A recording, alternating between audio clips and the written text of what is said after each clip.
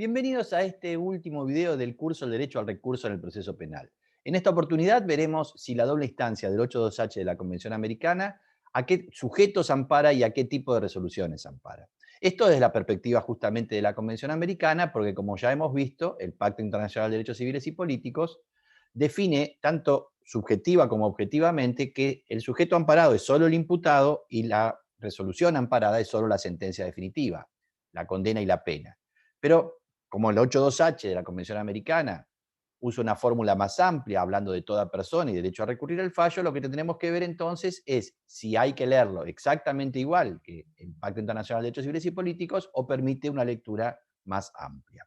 Desde esta perspectiva, la Corte Interamericana se ha mostrado ambigua, porque mientras en la causa Herrera-Ulloa del 2004 sostuvo que la víctima, como constituida en querellante, e incluso hasta el fiscal como parte, está amparado por la garantía de la doble instancia, con posterioridad en Mohamed parece haber reducido exclusivamente este derecho al recurso para el imputado.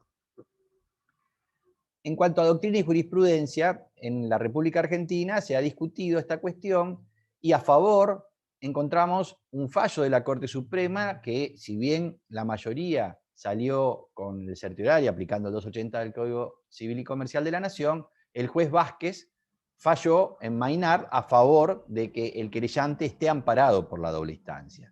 En doctrina encontramos nombres de juristas prestigiosos como Néstor Sagüe, Francisco D'Álvaro, Caferat Tanores, Alberto Binder y Luis García. En contra, en cambio, tenemos que en ese mismo fallo Maynard, otros dos jueces también votaron sobre el fondo y se pronunciaron que el querellante no tenía derecho a la doble instancia. Así lo hicieron los jueces Fait y Bogiano. Mientras que finalmente en 2006, en el fallo Yuri, la Corte sí se pronuncia sobre esta cuestión, señalando que el querellante no tiene derecho a la doble instancia, aunque sí tiene derecho al recurso vía tutela judicial efectiva del 8.1 y 25 de la Convención Americana. En doctrina, por esta postura en contra de que el querellante tenga el derecho a la doble instancia del 8.2H, aparecen también juristas prestigiosos. Germán Vidar Campos, Lino Palacio, Héctor Superti, Cosaini, Almeida, De Luca, y también toda la corriente que inspiró Mayer, con Pastor, Tedesco, Nicolás Dálvora, Gabriela Córdoba, Mariano Borinsky. En definitiva, tenemos estas dos posiciones. Yo en su oportunidad me había seducido esta idea de que el querellante tuviera derecho al recurso por doble instancia. Hoy, como hemos visto en los videos de tutela judicial efectiva, parece que la línea de Yuri, donde le otorga derecho al recurso en base a pactos, pero a través de tutela judicial efectiva, convence más porque parece que permite entonces ese recurso asimétrico, siendo más amplio para el imputado y menos amplio para la víctima. En definitiva, hoy tengo dudas, pero me inclino por estar más en la línea de que el querellante no tiene que tener derecho al recurso a doble instancia, aunque sí, por supuesto, vía tutela judicial efectiva. En cuanto a la Corte Interamericana, en esa sentencia que mencioné del 2004, Herrera-Ulloa, en el párrafo 158 señalaba que la Corte consideraba que este derecho de recurrir del 8.2H permite que una sentencia adversa pueda ser revisada por un juez o un tribunal distinto y de superior jerarquía orgánica. Y aquí habla de sentencia adversa, sin calificar si se trata de una condena o una absolución. Sigue este párrafo diciendo que lo que busca este derecho al recurso es proteger los intereses de una persona, termina diciendo, tampoco sin definir si estamos hablando de una persona como imputado o como víctima. Y el párrafo 163 es más claro porque señala que el juez o el tribunal encargado de resolver el recurso interpuesto contra la sentencia penal tiene el deber especial de protección de las garantías judiciales y el debido proceso de todas las partes que intervienen en el proceso penal. Y en todas las partes, obviamente, está tanto el imputado como la víctima. E incluso quienes llegaron a interpretar de una manera inadecuada que, como el fiscal es parte, también debería estar amparado por la doble instancia.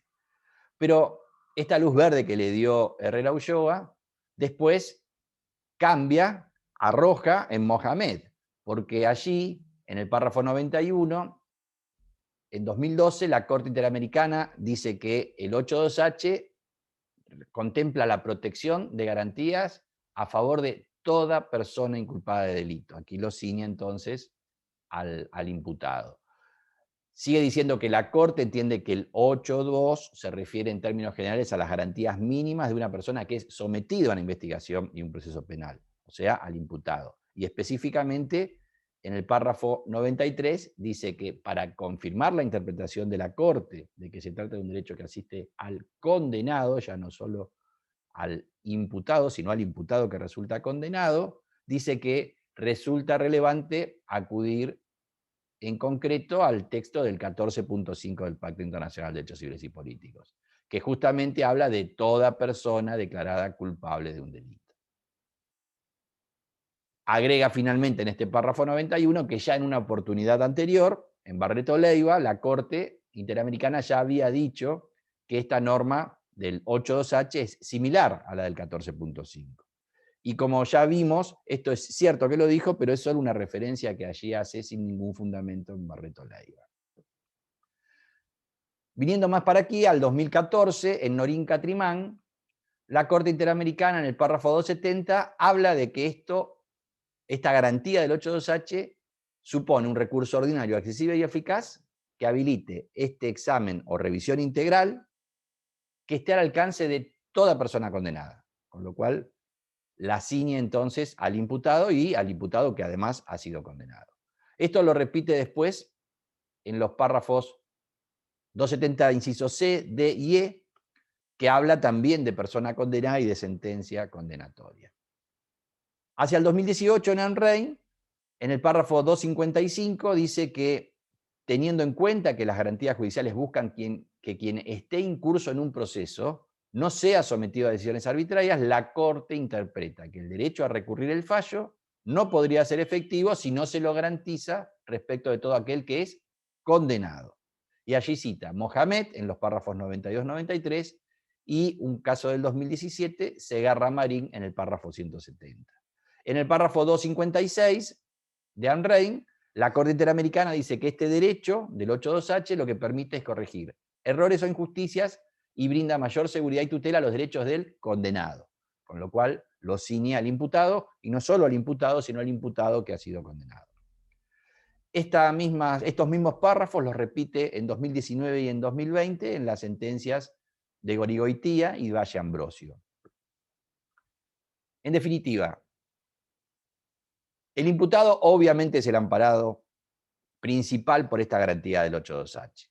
Ahora, el querellante o la víctima, para la Corte Interamericana, como vimos en Herrera Ulloa, parece que sí estaría amparada hacia el 2004 con esa fórmula de toda persona y cuando habla de todas las partes, pero a partir de Mohamed, en 2012, parece ser que solo ampara al imputado, y como vemos, al imputado que ha sido condenado. Para nuestra Corte Suprema, bueno, en el fallo Yuri del 2006 eso se define, señalando que el querellante no está amparado por la doble instancia, pero sí está amparado por la tutela judicial efectiva, con anclaje en pactos del 8.1 y del 25 de la Convención Americana.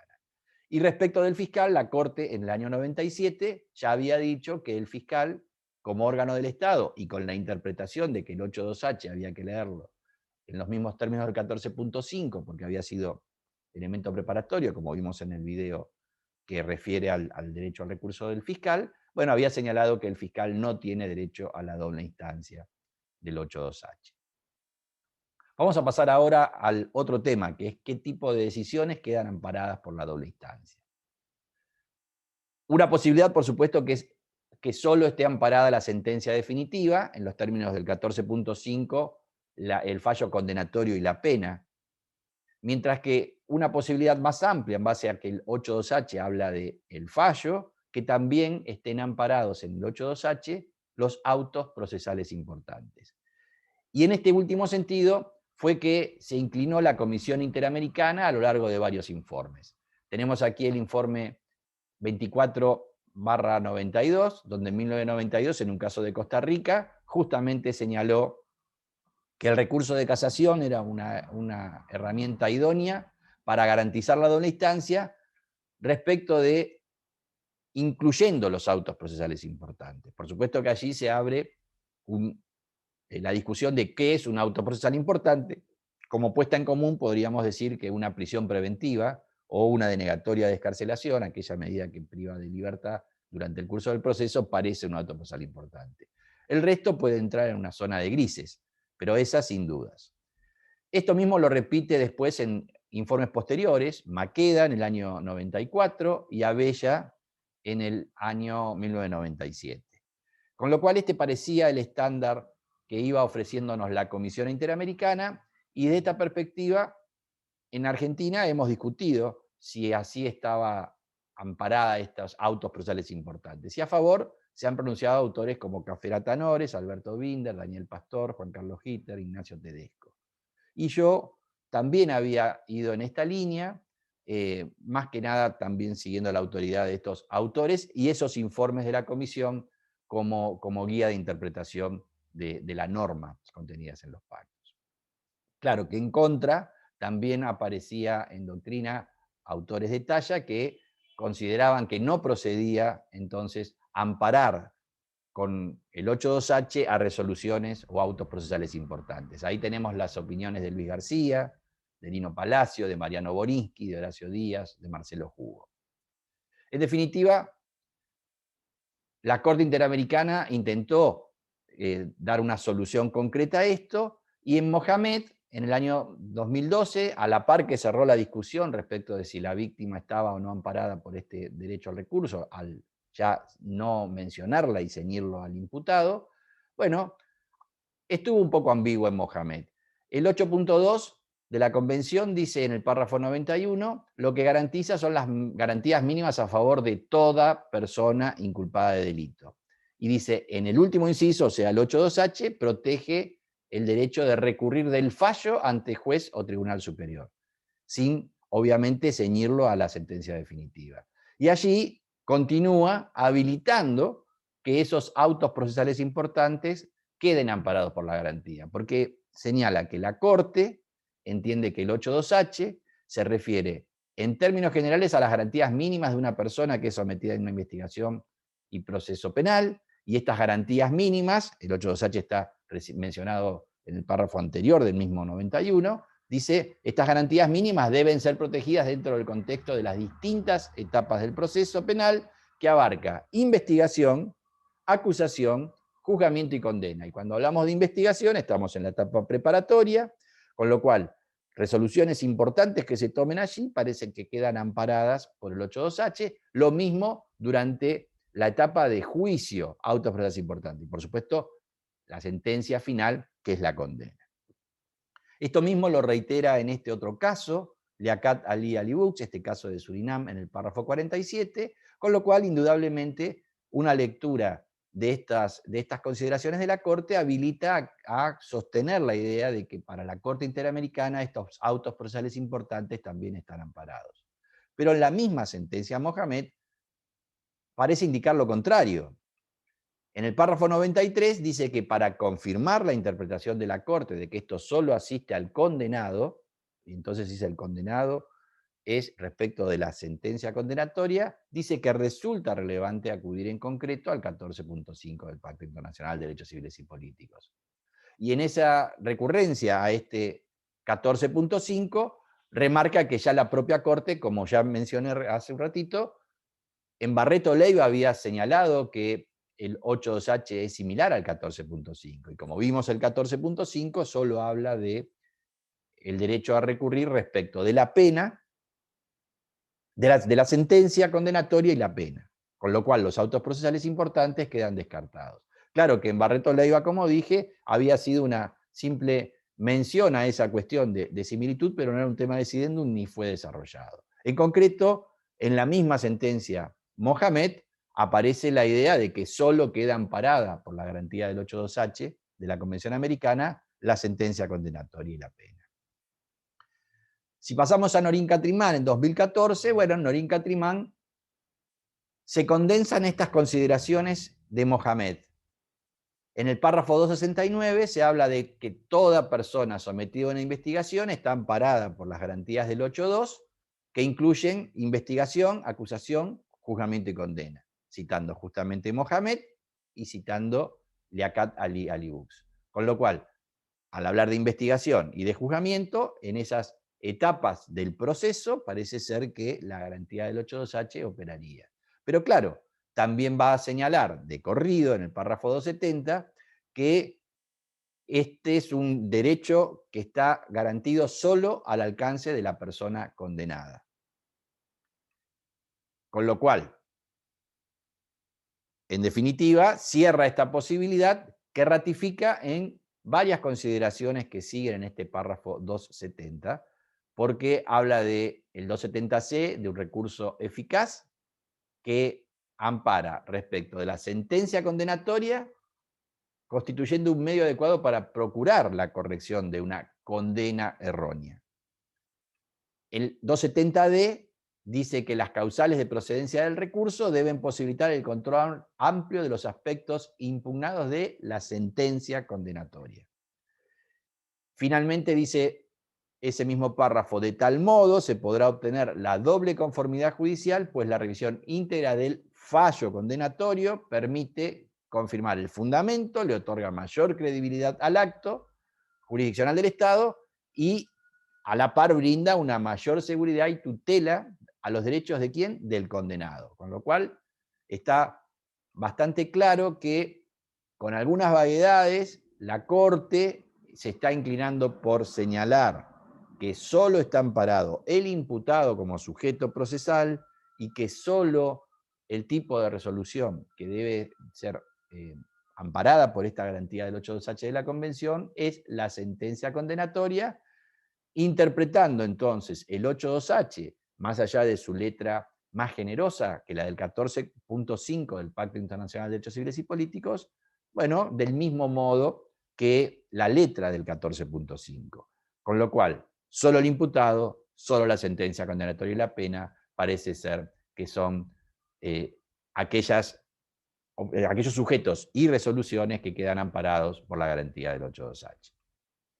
En definitiva, bueno, la Corte va tratando de ir consolidando sus estándares, en este caso en materia de doble instancia del 8.2H, y como vemos, bueno, con algunas dubitaciones. En definitiva, esa misma cuestión se ve en otro tema, en el tema de Tribunal Superior.